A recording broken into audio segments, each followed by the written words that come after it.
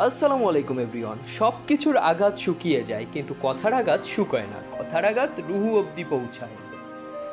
কথার আঘাত জিনিসটা পলিথিনের মতো মাটির নিচে চাপা পড়ে যায়, কিন্তু পচে যায় না।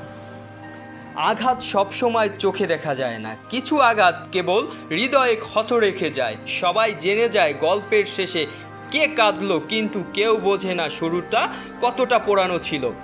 যে মানুষটা সবচেয়ে বেশি আপন ছিল, আঘাতও সেই দেয় সবচেয়ে গভীরে। তাই ক্ষতটা সারে না, শুধু মুখোশ পরে বেঁচে থাকি। আচ্ছা, কথার আঘাত এত তীক্ষ্ণ কেন? এত গভীরে গিয়ে আঘাত করে কেন? কিভাবে নিমিষেই চোখ জ্বলে বয়ে আনে? কিভাবে বা বুকে চিনচিন ব্যথার সৃষ্টি হয়? আসলে মানুষের কথার খুবই ঘৃণিত। মানুষ কষ্ট পেলে একসময় সহ্য করার ক্ষমতা হারায়, কিন্তু তারপরেও বাঁচতে হয়। আর এটাই হলো সবচেয়ে বড় আঘাত। আঘাত তো জীবনের অংশ। তুমি আঘাত পেলেই কেবল জীবনের আসল রূপ বুঝতে পারবে। আঘাত মানুষকে জ্ঞানের পথে নিয়ে যায়, কেননা কষ্ট ছাড়া প্রকৃত উপলব্ধি আসে না। প্রতিটি আঘাতই জীবনের এক নতুন সম্ভাবনার দ্বার খুলে দেয়। আমরা ব্যথার মাধ্যমেই নতুন সৃষ্টির দিকে এগিয়ে যাই।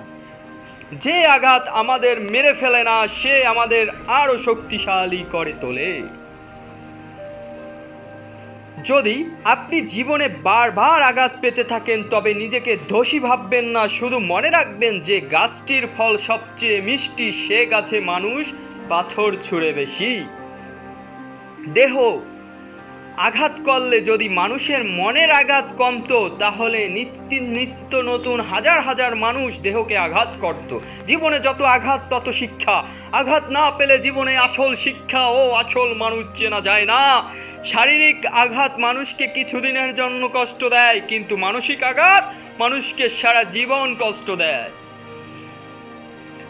দেয়াল দিয়ে বেড়ে ওঠা আগাছাগুলো কখনো দেয়ালকে আঘাত করে না, কিন্তু আপন মানুষগুলো সময় সুযোগ বুঝে খুব গভীরভাবে আঘাত করে।